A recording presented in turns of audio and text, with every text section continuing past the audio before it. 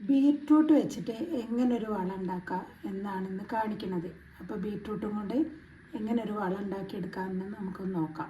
ബീറ്റ്റൂട്ടിൻ്റെ തൊലി ഇതേപോലെ പീൽ ചെയ്തെടുത്തിട്ടുണ്ട്. നമ്മുടെ കറിക്കും ഉപ്പേരിക്കും ഒക്കെ എടുക്കുമ്പോൾ അതിൻ്റെ തൊലി പീൽ ചെയ്തെടുക്കൂലേ, ആ തൊലി വെച്ചിട്ടുള്ളതാണ് ഇന്നത്തെ വളം.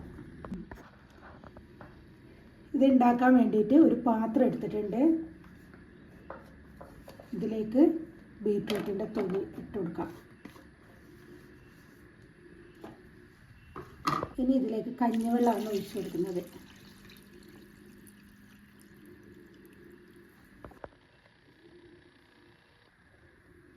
അപ്പോൾ ഇതിൽ ബീറ്റ്റൂട്ടിൻ്റെ തൊലിയും കഞ്ഞിവെള്ളം കൂടെ ഉണ്ട്. ഇനി ഇതിലേക്ക് ഒരു ഐറ്റം കൂടെ ചേർക്കാണ്ട് കുറച്ച് കല്ലുപ്പ്. ഇങ്ങനെ തന്നെ ഒരു ദിവസം മാറ്റി വെക്കാം.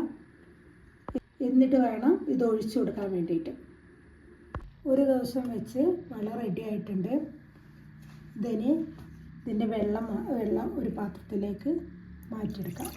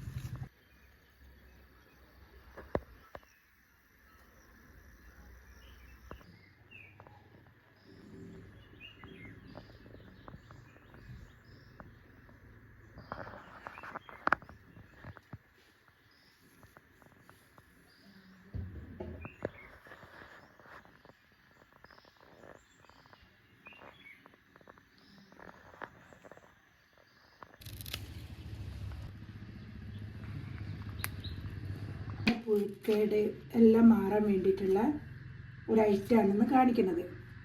ഇത് മഞ്ഞളുടെ ഇലയാണ്. മഞ്ഞളുടെ അടിയിലുള്ള ഇല എടുത്തതാണ്. നമ്മൾ മഞ്ഞൾപ്പൊടി കൊണ്ടൊക്കെ വളം ഉണ്ടാക്കുമല്ലോ, ഇത് മഞ്ഞളുടെ ഇല വെച്ചിട്ടുള്ളതാണ്. അപ്പോൾ ഇതെന്താ ചെയ്യേണ്ടത്, എങ്ങനെയാണ് അത് ഉണ്ടാക്കേണ്ടതെന്നൊക്കെ ഞാൻ കാണിച്ചു തരാം. പാത്രത്തിലേക്ക് ഇത്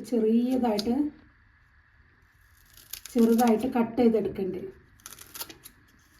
കട്ട് ചെയ്യാൻ ബുദ്ധിമുട്ടാണെങ്കിൽ കല്ലോ എന്തെങ്കിലും വെച്ചൊന്ന് ചതച്ചെടുത്താലും കുഴപ്പമൊന്നുമില്ല.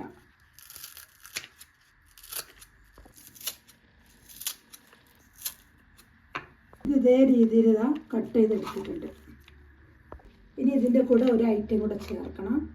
നമ്മൾ ദോശക്കും ഇഡ്ഡലിക്കൊക്കെ വേണ്ടിയിട്ട് ഉഴുന്ന്, ഉലുവ, അരിയൊക്കെ കുതിർത്ത് വെക്കൂലേ, അപ്പം അതിൻ്റെ വെള്ളം എടുക്കണം ഇതിലേക്ക് ഒഴിക്കാൻ വേണ്ടിയിട്ട്. ഈ വെള്ളം ഇതിലേക്ക് ഒഴിച്ചു കൊടുക്കാം. ഇതിൽ ഉലുവൻ്റെയും ഉഴുന്നിൻ്റെയും അരിൻ്റെയും എല്ലാ ഗുണങ്ങളും ഈ വെള്ളത്തിലുണ്ടാവും.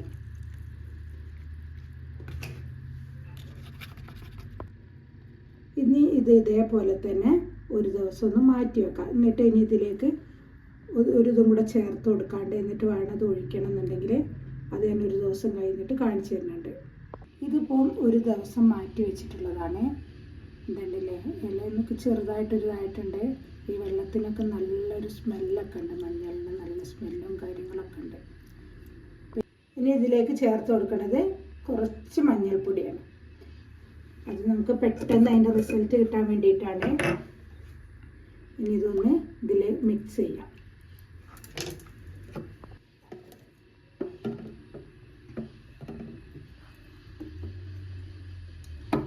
ഈ വെള്ളം ഒന്ന് ഇതിലേക്ക് അരിച്ചെടുക്കാം.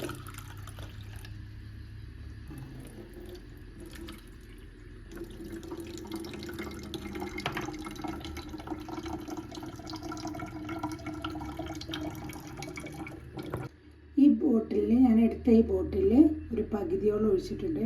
ഇതുണ്ടല്ലേ, നല്ലൊരു കളറുണ്ട്. മഞ്ഞളിൻ്റെ ഇലൻ്റെതും മഞ്ഞൾപ്പൊടിൻ്റെ എല്ലാം കൂടെ നല്ലൊരു കളറിലാണ് കിട്ടിയിട്ടുള്ളത്. നല്ലൊരു വളമാണ്. ഇതെങ്ങനെ ചെയ്യേണ്ടതെന്ന് ഞാൻ പറഞ്ഞുതരാം. ഇപ്പം ഇതിൽ പകുതിയാണ് എടുത്തിട്ടുള്ളത്. ബാക്കി പകുതി വെള്ളം ഒഴിച്ചു കൊടുക്കാം. ഇപ്പോൾ ഇതാ അങ്ങനെ എടുത്തിട്ടുണ്ട്. ഇനി ഇങ്ങനൊരു സ്പ്രെയർ ഉപയോഗിച്ചിട്ട് ഇതൊന്ന് അടക്കാം.